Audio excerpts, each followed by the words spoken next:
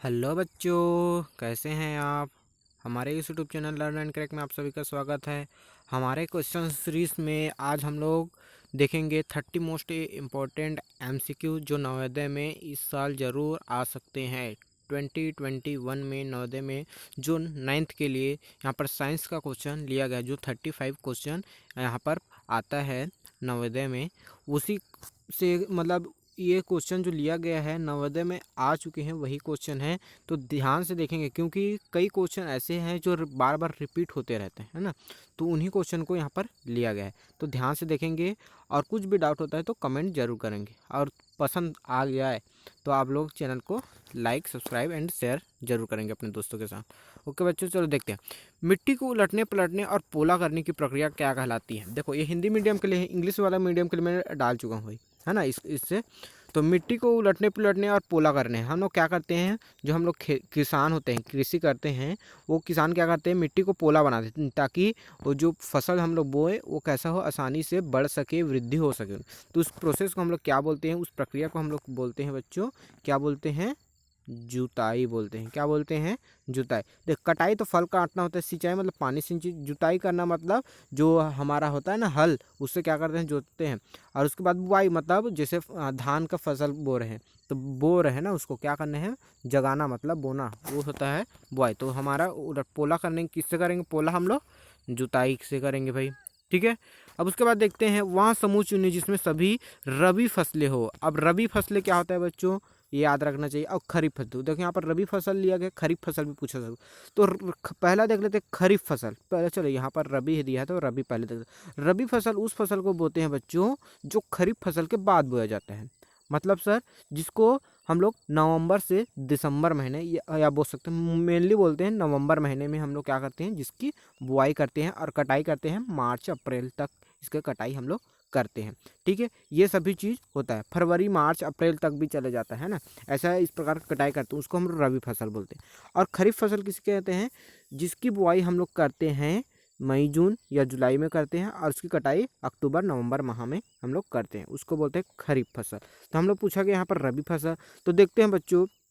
देखो यहाँ पर गेहूं है, तो जो हमको कब बोलते हैं, इसको नवंबर दिसंबर में बोलते हैं। चना को भी उसी साथ बोलते हैं, पर सोयाबीन को हम लोग उस टाइम नहीं बोलते। सोयाबीन को हम लोग एक खरीफ फसल में आता है, ठीक है। मूंगफली भी खरीफ। तो उसके बाद यह मटर, मटर को हम लोग किस में बोलते हैं, रबी में बोलते हैं। उसके बाद सरसों को भी उसी के डालते हैं, चना और गेहूँ। ये दो सेकंड लाइन वाला है, ये अपना क्या है, ये अपना है आंसर। तो मटर, सरसों और गेहूँ ये अपना आंसर हो जाएगा रबी फसल का, ठीक है। उसके बाद देखते हैं थर्ड, देखते हैं निम्नलिखित में असत्य कथन चुनिए, है ना। असत्य कथन है, रॉन्ग स्टेटमेंट को अपने को चुनना है। देखो, सजाती ध्रुव एक दूसरे को प्रदर्शित करते हैं, सही है। असत्य को चुनना है, सही है। सजाती ध्रुव मतलब जैसे चुंबक होता है, हम लोग एन ध्रुव और एन ध्रुव को पास में लाते हैं तो प्रतिकर्षण होता है। या फिर एस ध्रुव को पास लाते हैं तो क्या होता है, प्रतिकर्षण होता है। मतलब जैसे ही ये हो गया चुंबक का एन ध्रुव और दूसरा चुंबक का एन ध्रुव हो गया, तो क्या हो गया, एक दूसरे को पास लाऊंगा तो क्या करें, एक दूसरे को प्रतिकर्षित करेंगे, ठीक है। करेंगे भाई। अगर यही मेरा एस हो जाए, ये भी एस हो जाए, तो भी पास लाऊंगा तो प्रतिकर्षण। यदि अब इसको मैं एन ले लूँ, इसको एस ले लूँ, तो ये क्या करेंगे, एक दूसरे को आकर्षित करेंगे, ठीक है। तो पहला कथन तो सत्य है भाई। छड़ चुंबक के सदैव दो ध्रुव होते हैं, ये भी हमारा बिल्कुल सही है, ठीक है। दो ध्रुव होते हैं, एक एन हो गया, एक एस हो गया भाई, ध्रुव ध्रुव। तीसरा बोलते हैं, यदि हम किसी चुंबक को बहुत से टुकड़ों में तोड़ते हैं, हम ना विभाजित करें, तो प्रत्येक टुकड़ा संपूर्ण चुंबक की भांति व्यवहार करता है, ये भी बिल्कुल सही है भाई, है ना। उसके बाद बोल रहे हैं, स्वतंत्र पूर्व लटका चुंबक सदैव पूर्व पश्चिम दिशा में ठहरता है, ये रॉन्ग स्टेटमेंट है। क्यों, क्योंकि स्वतंत्र पूर्वक हम चुंबक को लटकाते हैं तो वो उत्तर दक्षिण दिशा में ठहरता है, ना कि पूरा पश्चिम। तो ऑप्शन अपना ये हो गया, मतलब कौन सा गलत है बोला ना, तो अपना डी वाला आ जाएगा, ठीक है। उसके बाद देखते हैं, ज्ञात पदार्थों में कठोरतम पदार्थ है। कठोरतम मतलब ठोस, सॉलिड है, सबसे ज़्यादा मतलब ठोस है ना, सॉलिड है, सबसे ज़्यादा सॉलिड है। तो इसमें आता है सोना दिया है, ऑप्शन में प्लेटिनम दिया है, हीरा दिया है और गन मेटल। तो इन सारों में हमारा हीरा होता है, या डायमंड बोलते हैं, डायमंड का नेकलेस ऐसा बोलते हैं ना। तो ये सभी चीज़ महंगा भी होता है और ये सबसे ज़्यादा कठोर भी होता है, ठीक है। देखो मैं ना जो मेटल्स और नॉन मेटल्स वाला जो चैप्टर है ना उससे बहुत ज़्यादा क्वेश्चन लिया हूँ। ठीक है, देखना यहाँ पर नाइट्रोजन की सबसे अधिक प्रतिशत मात्रा वाला नाइट्रोजन युक्त उर्वरक है। देखो उर्वरक हम लोग जानते हैं, जैसे धान की हम लोग खेती करते हैं तो धान क्या हो जाता है, पीला पड़ जाता है, तो उसमें क्या डालते हैं हम लोग, यूरिया डालते हैं। क्या डालते हैं, यूरिया डालते हैं। तो ठीक है, यूरिया ज़्यादातर डालते हैं और उसी के और उर्वरक के रूप में हम लोग यूरिया का डालें और उसी के अलावा और किसी चीज़ को और डालते हैं जिसमें नाइट्रोजन की मात्रा अधिकतम हो। बोला है नाइट्रोजन की सबसे अधिकतम प्रतिशत वाला नाइट्रोजन युक्त उर्वरक क्या है, अमोनियम नाइट्रेट है। क्या है यहाँ पर, अमोनियम नाइट्रेट है। ठीक है, यूरिया उसके बाद है। ठीक है, तो देखेंगे भाई। अब उसके बाद देखते हैं वर्षा होने के पश्चात इंद्रधनुष किस कारण से घटित होता है। अच्छा बच्चों जैसे देखे होंगे इंद्रधनुष कब दिखता है हमको, जब से वर्षा होता है तो हमको उसके बाद उसके पीछे तरफ है ना, मतलब बादल में क्या दिखाई देता है हमको, इंद्रधनुष दिखाई देता है। इंद्रधनुष मतलब 7 रंग हमको ऐसे रैम्बो बोलते हैं ना, वो हमको दिखाई देता है। क्यों दिखाई देता है, जैसे हम लोग प्रिज्म में ऐसे में सूर्य की किरणें को ऐसे डालता हूँ तो ये किरणें क्या करती हैं, सभी किरणों को ऐसे बिखेर देती हैं। ठीक है, तो इस बिखेरने की क्रिया को बोलते हैं हम लोग वर्ण विक्षेपण। तो ये वर्ण विक्षेपण के कारण ही हमको ये इंद्रधनुष हमको दिखाई देते हैं।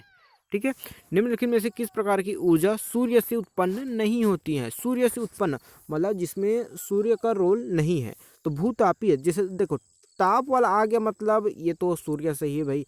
महासागरीय तरंग भी आ गया, तो ये भी हो गया। महासागरीय तापीय ऊर्जा यहाँ पर भी आ गया। पवन ऊर्जा किससे रिलेटेड होते हैं बच्चों, ये वायु से होता है। वायु से होता है ना पवन ऊर्जा। पवन क्या करता है, पवन चक्की होता है ना, उसी से हम लोग इसको पैदा करते हैं।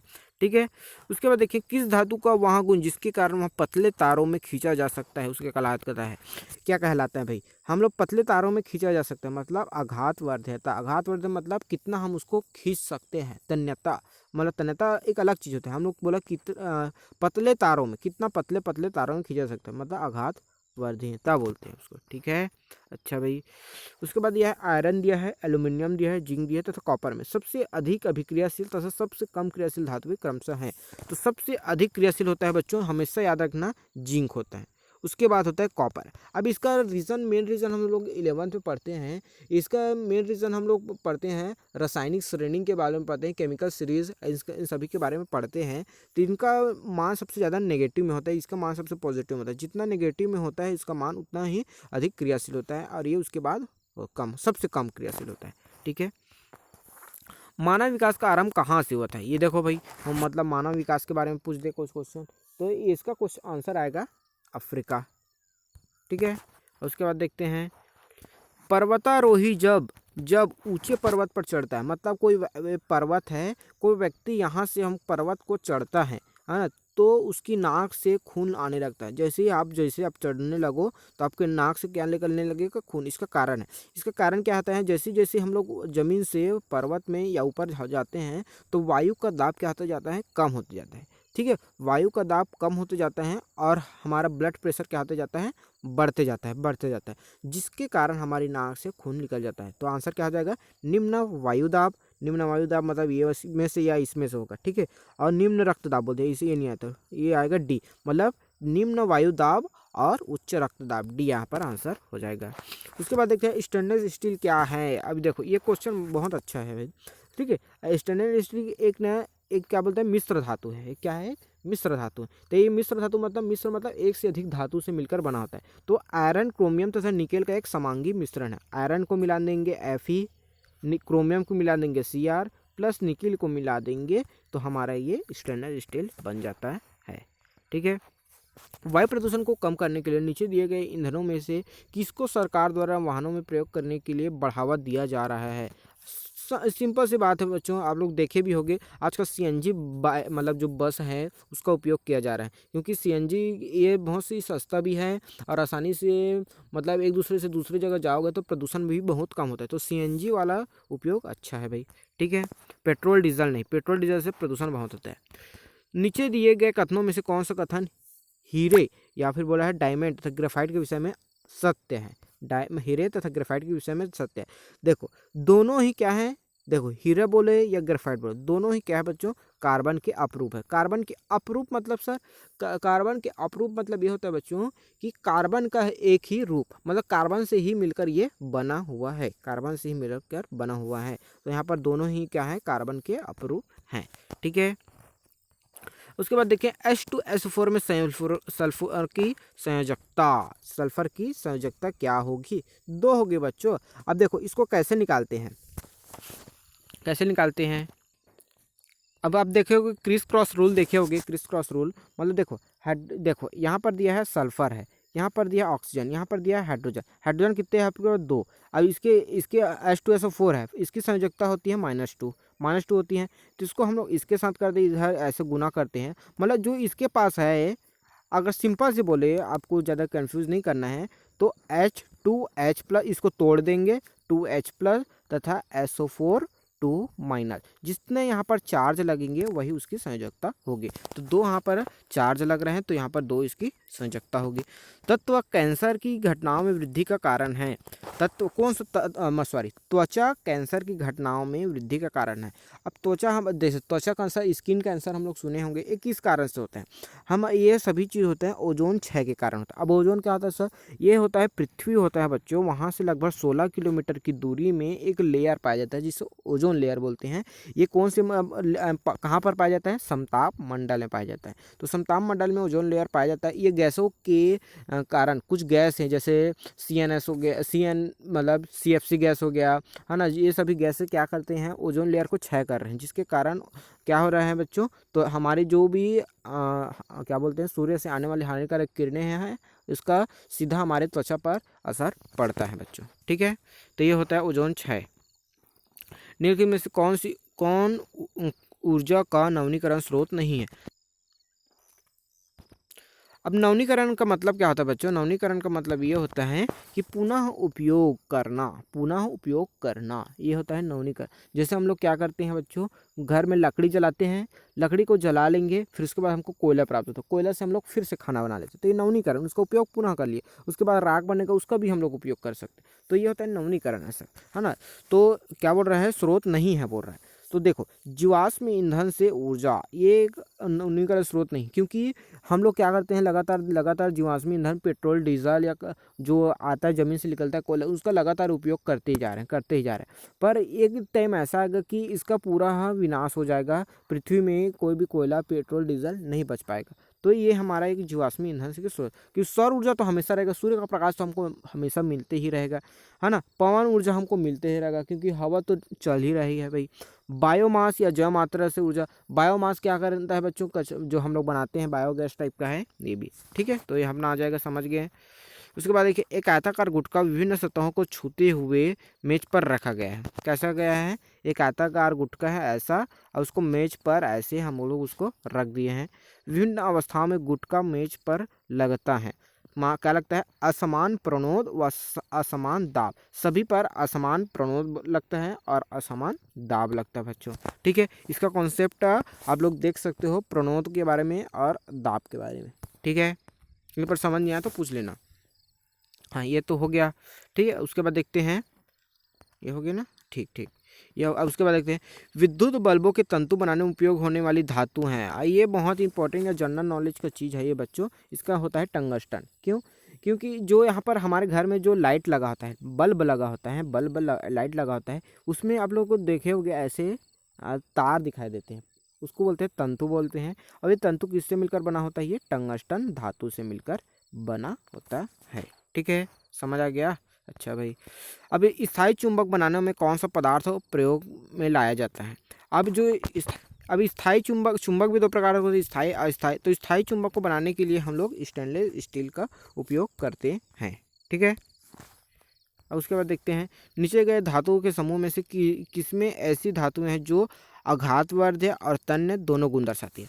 अब देखो धातु ही होते हैं जो आघातवर्धी और तन्य होती है। तो कौन से ऐसे धातु हैं जो क्या बता रहे हैं भाइयों, समूह में हैं, जो आघातवर्ध है और तन्य दोनों का गुण दर्शाती हैं। तो यहाँ पर जो सोना होता है, अब लोग देखो सोनार होता है, उसको छोटा सा ऐसा बिस्किट टाइप का होता है और इसको विभिन्न रूपों में हम लोग ढाल सकते हैं। क्यों ढाल सकते हैं? क्योंकि ये तन्य है भाई, आघातवर्धन है, इसी कारण। और चांदी होता है, उनको भी हम लोग क्या करते हैं, विभिन्न रूपों में आभूषणों में हम उसको कन्वर्ट कर लेते हैं। इसीलिए कारण तो हम लोग हार पहनते हैं, पायल पहन रहे हैं, कोई भी मतलब लेडीज लोग जो पहनते हैं ना वो।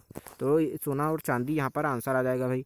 ठीक, उसके बाद देखते हैं विद्युत आवेश का असाई मात्रक है। क्या है? विद्युत आवेश का असाई, सिंपल है, सिंपल। विद्युत आवेश का मात्रक होता है कूलाम। विद्युत आवेश का असाई मात्रक होता है कूलाम। क्या होता है? आवेश को दर्शाते हैं क्यू से, तो इसका मात्रक होता है कूलाम, सी। ठीक है, उसके बाद देखते हैं निम्न पदार्थों में कौन सा पदार्थ तत्व नहीं है। अच्छा बच्चों, तत्व नहीं है। तो देखो सोना तो है एक तत्व जिसका फार्मूला होता है एजी बोलता है AU। ठीक है, रजत मतलब सोना ही है, चांदी है, तो इसका होता है AG। और तांबा होता है, कॉपर होता है CU। तो एक कांस्य जो कांस्य है, ये हमारा एक तत्व नहीं है। ठीक है, समझ आ गया भाई। उसके बाद देखिए समतल दर्पण की वक्रता त्रिज्या होती है, अनंत होती है। क्योंकि समतल दर्पण होता है ना, समतल दर्पण देखेंगे उसकी वक्रता त्रिज्या कितनी होती है? अनंत होती है। न शून्य होती है, न 10 सेंटीमीटर 20 सेंटीमीटर के बीच होती है, सीधा क्या होती है इसकी? अनंत होती है। ये कॉन्सेप्ट की बात है। एक ही प्रकार के परमाणु से बना शुद्ध पदार्थ क्या कहलाता है? देखो एक ही प्रकार के परमाणु, देखो एक परमाणु दूसरा परमाणु मिलेगा तो हमारा बनता है तत्व बनता है। ठीक है, और तत्व ही मिलकर यौगिक का निर्माण करते हैं। तो पहले तत्व बनेगा तभी तो यौगिक बनेगा। और धातु, दो एक से अधिक धातु मिलेंगे तो मिश्र धातु बनते हैं। तो हमारा एक प्रकार के परमाणुओं से बना तत्व शुद्ध पदार्थ क्या कहलाता है? तत्व कहलाता है। निम्नलिखित में से प्राकृतिक रेशों का समूह कौन सा है? प्राकृतिक रेशो मतलब जो हमारे को नेचुरल प्राप्त होता है, प्रकृति से प्राप्त होता है, इसमें जिसमें इंसान अपना कोई भी इंटरफेयर नहीं करता। तो इसमें आता है कपास। हम लोग कपास को हम लोग नेचुरली प्राप्त करते हैं, हम लोग कुछ मेहनत नहीं करते, उसमें जो कीट होते हैं प्राकृतिक रूप से हमको प्राप्त होता है। रेशम जो कीड़े होते हैं उसके द्वारा प्राप्त होता है। ऊन ये भी है। ठीक है, और जूट ये सभी क्या होते हैं? हमारे नेचुरल या प्राकृतिक रेशों प्राप्त है। नायलॉन ये इंसान द्वारा बनाए जाते हैं। रेयॉन भी इंसान द्वारा बनाया। टेरिलिन, डाइक्रॉन, नाइलॉन है ना, ये सभी क्या होते हैं? इंसानों द्वारा बनाए जाते हैं। लेकिन कपास, रेशम, ऊन और जूट ये क्या होते हैं? इंसानों द्वारा नहीं बनाई जाती हैं। ठीक है, विद्युत फ्यूज होता है। विद्युत फ्यूज होता है। अब विद्युत फ्यूज होता है तो क्यों होता है? तो एक कम गलनांक व उच्च प्रतिरोध का तार होता है। विद्युत फ्यूज मतलब किससे बना होता है? फ्यूज मतलब लाइट बल्ब वो जो फ्यूज होता है वो नहीं बोल रहे, मतलब किससे बना होता है बोला। विद्युत फ्यूज होता है वो किससे बना होता है? कम गलनांक व उच्च प्रतिरोध का तार से बना होता है। कम गलनांक व उच्च प्रतिरोध तार वाला। ठीक है, उसके बाद देखते हैं भारी बोझ उठाते समय कूली अपने सिर पर एक कपड़े को गोल लपेट कर लेते हैं। ऐसा करके वे क्या करते हैं? आप लोग देखे होंगे, आप लोग भी किए होंगे, घर में करते होंगे। तो हम लोग क्या करते हैं? कपड़े को सर में लगा लेते हैं। क्यों? क्योंकि सरफेस एरिया बढ़ जाता है बच्चों। क्या होता है? संपर्क क्षेत्रफल को बढ़ा देते हैं, जिससे दाब हमको कम लगता है, प्रेशर कम लगता है, भारी कम लगता है, इसी कारण हम लोग करते हैं। तो आंसर इसका फर्स्ट आ जाएगा भाई। ठीक है, देखो लंबा हो रहा है पर ये लेक्चर लंबा हो रहा है पर इंपॉर्टेंट चीज़ है इसलिए बता रहा हूँ बच्चों, है ना। सीमेंट के व्यावहारिक निर्माण के लिए निम्न में कौन सा मूल अवयव नहीं है? तो यहाँ पर आंसर आ जाएगा जिप्सम आ जाएगा। ठीक है, आ जाएगा नहीं? अच्छा भाई आ जाएगा। अब उसके बाद देखते हैं, ये लास्ट क्वेश्चन है अपना। कांच को लाल रंग प्रदान करने के लिए जिस लवण का उपयोग किया जाता है वहाँ हमारा है कोबाल्ट ऑक्साइड। तो कांच को हम लोग लाल करते हैं, कई लोग नीला करते हैं, कुछ भी करते हैं ना, तो हम लोग को लाल के लिए बोल रहे हैं। तो लाल के हम लोग यूज़ करते हैं कोबाल्ट ऑक्साइड, COO। कोबाल्ट का फार्मूला होता है CO, ऑक्साइड मतलब O, ऑक्सीजन का मतलब होता है O। ठीक है, तो इस प्रकार से ये मेरा पूरा जितने भी क्वेश्चन थे यहाँ पर मेरा 30 या 31 करीब थे यहाँ पर क्वेश्चन मैंने यहाँ पर कंप्लीट किया। कहीं पर भी कोई भी क्वेश्चन में डाउट होता है तो आप लोग कमेंट कर देंगे, इतने नंबर में क्वेश्चन में सर डाउट है, ये है ऐसा, तो उसका कॉन्सेप्ट अलग से भाई बता दूंगा। ये और अच्छे से तैयारी करें क्योंकि नवोदय का पेपर ज़्यादा दिन बाकी नहीं है। आपको 35 क्वेश्चन यहाँ साइंस से मिलेंगे, तो 35 क्वेश्चन का आप लोग सही करना है। तो आप लोग चैनल में बने रहेंगे, आप लोग को 35 क्वेश्चन से 35 एक नंबर भी आप लोग को कटेगा नहीं। तो ठीक है बच्चों, अगले लेक्चर में हम लोग फिर देखेंगे। अभी के लिए बाय बाय।